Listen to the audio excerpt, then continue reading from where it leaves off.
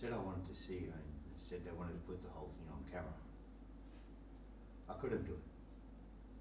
You did what you did. Maybe I could have stopped you. Yeah, well, maybe it would have been you with third-degree burns. I love you. Don't you fucking dare say that. Don't you fucking dare. I don't even recognize you. That's what pisses me off the most. You don't look like him. You don't sound like him. If my dad walked in here, this glass wouldn't have stopped me.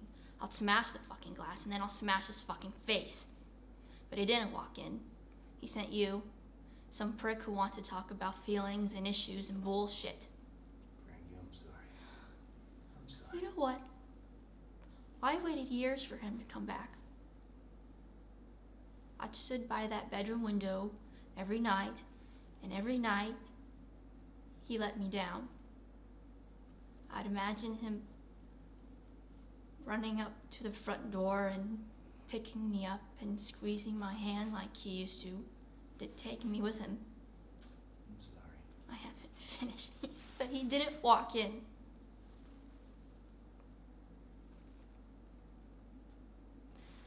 So I started thinking about the day I'll get back at him. Hurt him, yeah. I started thinking about that day, and then you fucking walk in. I don't even recognize you anymore. You even took that away from me. Excuse me. Oh, hi. I'm looking for a birthday gift for my best friend. Oh, I want to get her a necklace that says best friends forever. are you sure you want it to say forever? Yeah, why? Come on, forever? Forever? I don't think you guys will be best friends forever. No offense, but, you know, the friends you have when you're younger, sometimes you grow apart. Maybe she'll find a new best friend. Maybe she'll be more successful than you are, and prettier than you are, and richer, and skinnier, and they end up doing everything together. You're weird. I'm not weird, okay? Yes, you are. I'm not, and you started it. No, you started it. Did you forget to take your Xanax this morning? God, I feel bad for your parents. I feel bad for your face. Okay, well, call me when your boobs come in. You call me when yours come in. What, you got like 4 boyfriends? Exactly. Okay, we'll have fun having a baby at your prom. You look like an old mop. You know what, you're not as popular as you think you are. I am very popular. Oh, I'm sure you are very popular. Well, you're an old single loser who's never going to have any friends. You're a little cunt! Where are we going? It's a surprise. Is this your room? It's so cool. Thanks. You got me a present. With all that help on my Penn State application? Of course I did. Open it. I don't know what to say. You don't have to say anything. Sorry we can't be here for your birthday. It's okay. Just sorry you have to go back and visit your dad. I'm in such a great mood. Not even he could ruin it. I feel like I'm finally doing good. You are. Me? What about you? When I first met you, you were this scared little freshman. And now look at you, in that suit. You look like a sexy English schoolboy. I saw Mary Elizabeth checking you out. No. Come on. You never had a girlfriend? Not even a second grade Valentine? No. Have you ever kissed a girl? No. What about you? Have I ever kissed a girl? No. Your first kiss. My first kiss. I was 11. His name was Robert. He used to come to the house all the time. Was he your first boyfriend? He was my dad's boss. You know, Charlie, I used to sleep with guys who treated me like shit. And I would get wasted all the time. But now I feel like I finally have a chance. I could even get into a real college. It's true. You can do it. My aunt, she had that same thing done to her too, and she turned her life around. She must have been great. She's my favourite person in the world. Until now. Charlie, I know that you know that I like Craig. But I just want to forget that for a minute, okay? I just want to make sure that the first person who kisses you loves you, alright? I love you, Charlie. I love you too. You know, we're getting older and maybe it's time for us to grow up a little bit. Don't get me wrong, I like it. Mm-hmm. It'll just take some getting used to. That's all. Alice, we've been dating for 3.5 years, and I like you. I like you a lot. I'm glad. Well, you already know how I feel about you. If you would do me the honor of accepting this commitment ring. I'm sorry, please accept what? Commitment ring, Alice. It's my commitment to you, to us. Don't you like it? No, Jim, it's just a commitment ring. What are we going steady for a second there? I thought you were going to propose. Propose? Mhm. Propose what? Marriage. Marriage? Yes. That's a big step, Alice. It is a big step. The 18-year-old temp at the office just got engaged to a man she's been seeing for 3 months. That has nothing to do with us.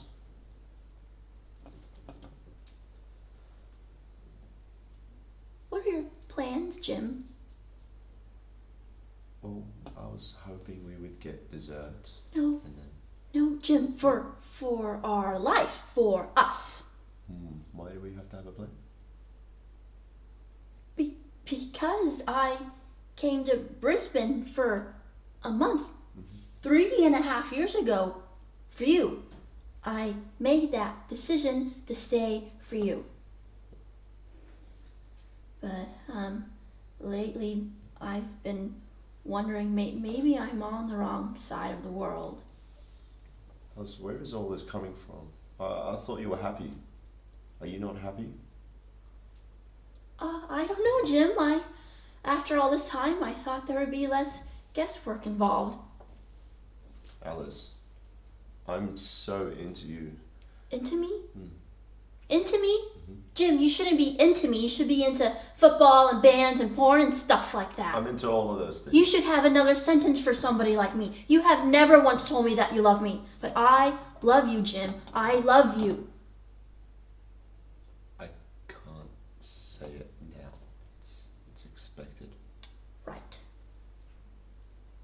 Maybe it's best. I got offered a job in London today. Don't go. You are a 23-year-old man working at a miniature railway station. It's the biggest miniature railway station in the Southern Hemisphere. You live in a granny flat at the back of your parents' house. It's a bungalow. Isn't it time you grew up? It's my birthday today, Alice. I think I'm homesick.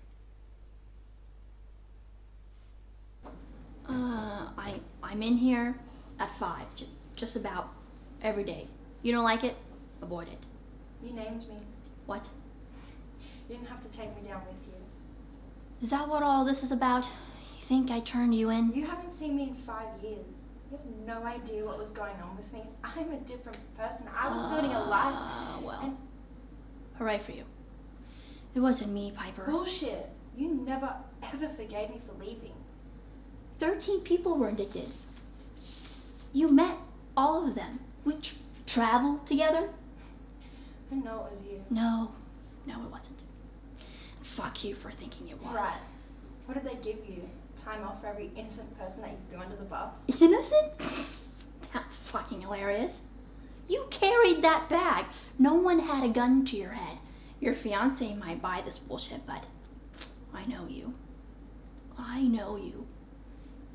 And there were no complaints when I was taking you all over the world. But the second shit You got put real, me in danger. you loved it. You were just this boring little girl from Connecticut who wanted to feel special and bad. Don't turn this around on me. I didn't name you. And yeah, maybe I never forgave you for leaving. Because you broke my fucking heart. And maybe I've done a lot of fucked up shit in my life. But I've never liked cold? Freezing. Reese, you got a first name? Kyle. Kyle. What is it like going through time? White light. Pain. It's like being born, maybe? Oh my God. Yeah, I caught one back there. You mean you got shot? It's not bad. We gotta get you to a doctor. It's okay. Forget it. What do you mean forget it? Are you crazy? Take that thing off. Oh, Jesus. See? Missed everything, right? Passed right through me. This is gonna make me puke. Would you just talk about something? What? Anything. Talk. Tell me about my son. My height? He has your eyes. What is he like? Trust him. He's got that strength. I'd die for John Connor. At least now I know what to name him.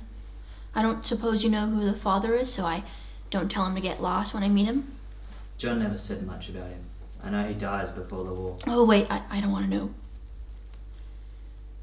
So was it John who sent you here? I volunteered. Why? It was an honor. A chance to meet the legend, Sarah Connor, who taught her son to fight, organize, prepare from when he was a kid, when you were in hiding before the war. You talk about things that haven't happened to me in the past tense. It's driving me crazy. Are you sure you have the right one? I'm sure. Come on. Do I look like the mother of the future to you? I mean, am I tough, organized? And I can't even balance my checkbook. Look, Reese, I didn't ask for this honor, and I don't want any of it. Your son gave me a message to give to you and made me memorize it. Thank you, Sarah, for your courage through the dark years. I can't help you with what you soon must face, except to say that the future is not set. You must be stronger than you imagine you can be. You must survive or I'll never exist. That's all. That's pretty good field dressing. You like it? It's my first. Get some sleep. It will be life. Okay. I have this all figured out. It's an 18-hour trip, which breaks down in 6 shifts of 3 hours each. Or, alternatively, we can break it down by mileage. There's a map on the visor where I marked all the locations where we change shifts. You can do 3 hours? Great. No, I don't like to eat between meals.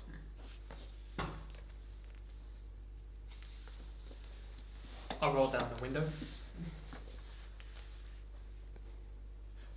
I hope this isn't going to be one of those trips with a lot of long, awkward silences. Me too. Why don't you tell me the story of your life? The story of my life? Yeah, we got 18 hours to kill before we get to New York. The story of my life isn't even going to get us out of Chicago. I mean, nothing has happened to me yet. That's why I'm going to New York. So something can happen to you. Yes. Like what?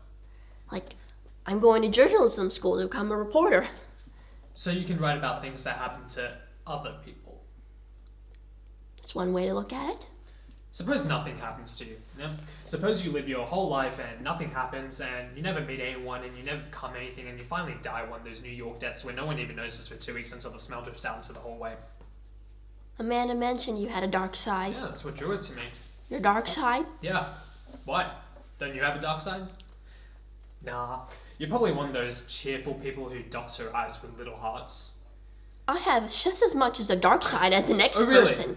Yeah, when I get a new book, I read the last page first. That way if I die before I finish, I know how it comes out. That, my friend, is a dark side. That doesn't mean you're deep or anything. I mean, I'm basically a happy person. Yeah, so am I.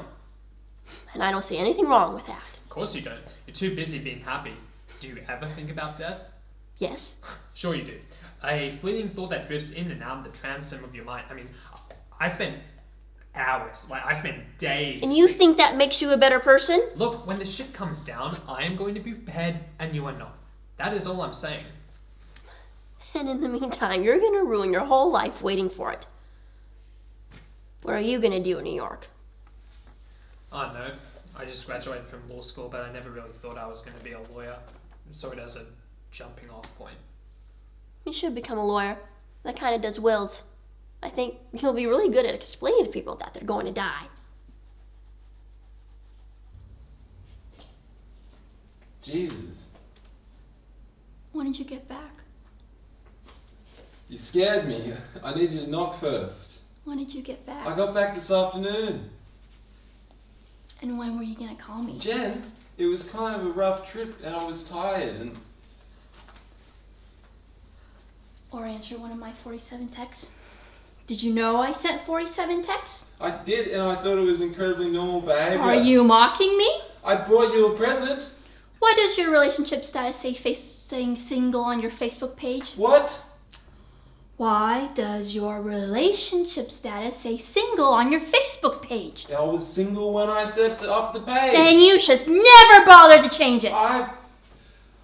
What? I don't know how. Do I look stupid to you? No. Calm down. Are you expecting me to believe that the CFO of Facebook doesn't know how to change his relationship status on Facebook? It's a little embarrassing, so you should take it as a sign of trust that I would tell you Fuck that. off, Wardo. Easy. You didn't change it so that you can go fuck Silicon Valley skanks every time you go out to see Mark. That is not even remotely true, and I can promise you that Silicon Valley skanks don't care what anyone's relationship status is on Facebook. Please let me give you your present. Your phone does work. It's Mark. Okay, this is gonna be tricky. Here, open your present. It's a silk scarf. Have you ever seen me wear a scarf? This will be your first. Okay. What the hell do you think you're doing? What the hell do I think I'm doing? What the fuck do you think you're doing? You're really gonna come in here and judge me for flirting with someone after you've been fucking my husband for how many You years? don't have any fucking clue what's going on. I got a ring on my finger. We have a child together. He doesn't love you, Rosalind. He loves me, and you know it, and I know it, and he knows it. And it might be done now, but it was beautiful, and it was real. Stop. And we loved each other. Shut up! You scare him, and you manipulate him, and you use your son. Well, he must like it on some level. He must want it because he keeps on coming back for it. It's like that perfume that you love to smell, even when there's something sour in it. You can't get enough. But guess what? He's never gonna leave me. He's always gonna want me, and I will make you so sorry. Edith, I will make you so sorry for what you've done to my family. Mark my words. That is fucked up. I would never say anything that fucked up to anybody, but you do because you're gross inside. You're so fucked up and gross. Oh, I'm gross inside? Yeah. Maybe you're gross inside. With robbing people and all that shit that you do, maybe we're both gross inside. That's what Irwin loves about us. At least he's consistent with his woman. You know, sometimes in life all you have are fucked up and poisonous choices.